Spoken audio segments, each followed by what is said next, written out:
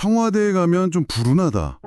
이런 얘기가 있었죠. 네, 있었죠. 3년 전에 대통령 집무실 용산으로 옮기면서 그 풍수 논란이 다시 엄청 뜨거워졌잖아요. 네, 맞아요. 아주 뜨거웠습니다. 그래서 다음 대통령은 과연 어디로 갈까?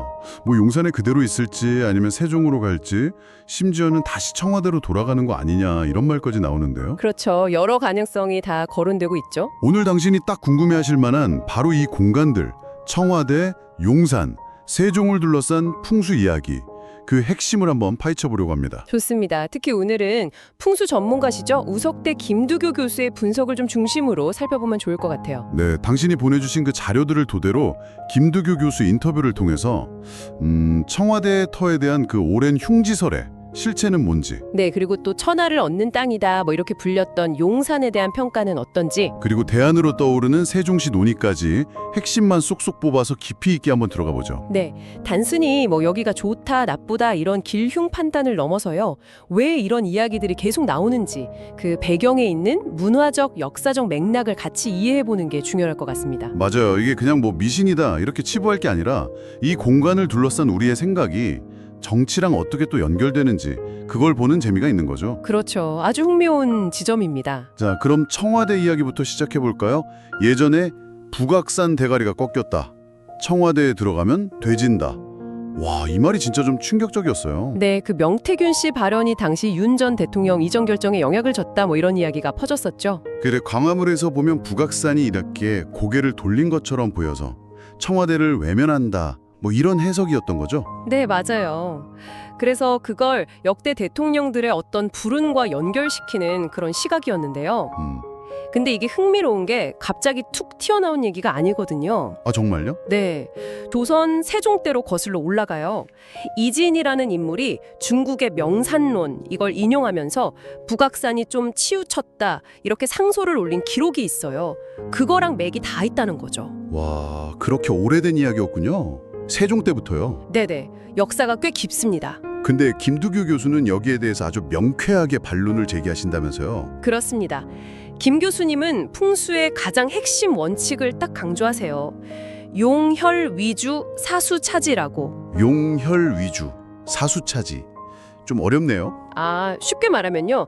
그 산의 생기, 그러니까 용의 기운이 흘러와서 딱 맺히는 자리, 그 혈, 자리가 제일 중요하다는 거예요. 아하, 터 자체가 제일 중요하다. 네, 그게 으뜸이고 그 주변 산의 모양, 그러니까 산화, 물길 같은 건 그 다음 부차적인 요소라는 거죠. 아, 근데 북악산이 기울어진 모습, 이건 사에 해당하거든요.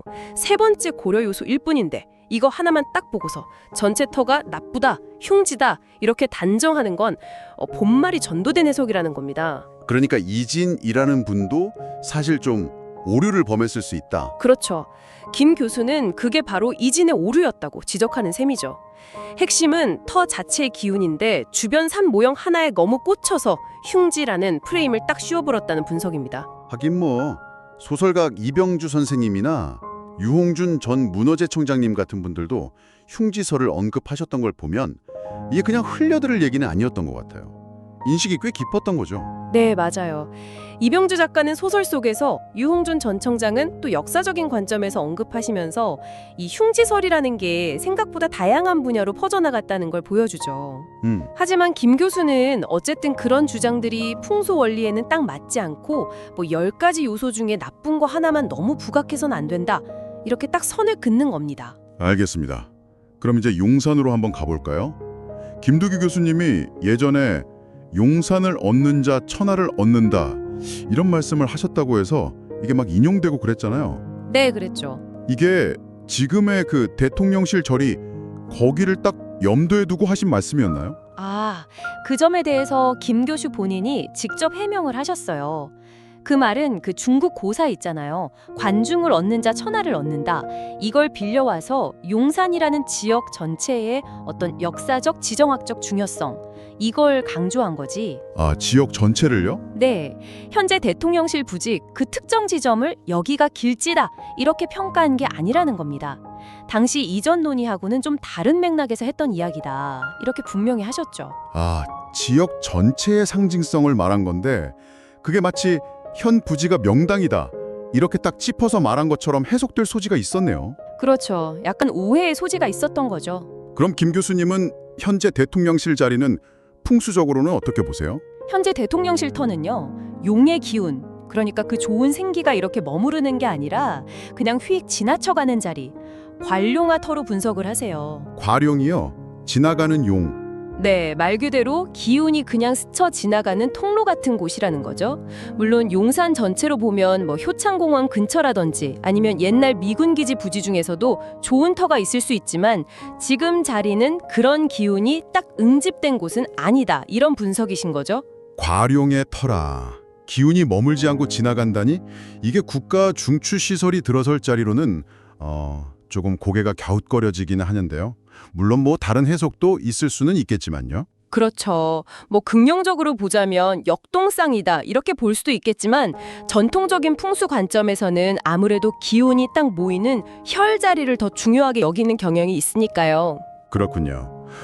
최근에는 또 용산 말고 대안으로 세종시에 대통령 집무실을 두자 아니면 국회를 아예 다 옮기자 이런 논의도 다시 활발해지고 있잖아요. 네, 맞아요. 그런 논의가 계속 나오고 있죠. 이 부분은 좀 어떻게 봐야 할까요? 김 교수님이 예전에 세종시 건설 자문도 하셨다고 들었는데요. 네, 김두기 교수님이 과거 세종시 건설 자문위원을 하셨기 때문에 그분의 의견이 궁금할 수 있는데요.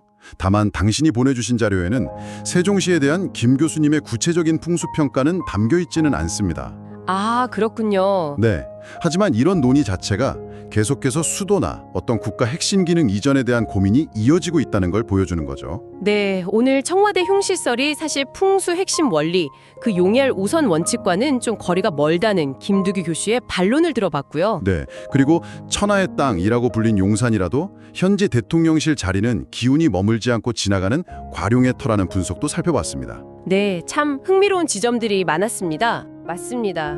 이런 풍수 논쟁이 그냥 뭐 옛날 이야기, 미신 이게 아니라 공간과 권력에 대한 우리의 어떤 오랜 관념이랄까요?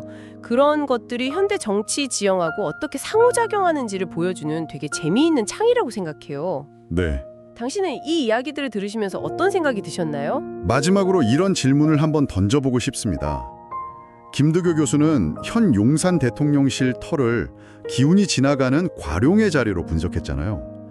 만약에 앞으로도 계속 수도나 집무실 이전에 대한 논의가 이어진다면 국가의 심장부라고 할 수 있는 곳이 이렇게 기운이 머무르는 곳이 아니라 지나가는 곳에 자리한다는 것이 장기적으로 봤을 때 과연 어떤 상징적인 의미 혹은 뭐 실질적인 의미를 가질 수 있을지 당신도 한 번쯤 곱씹어 볼 만한 질문 아닐까요?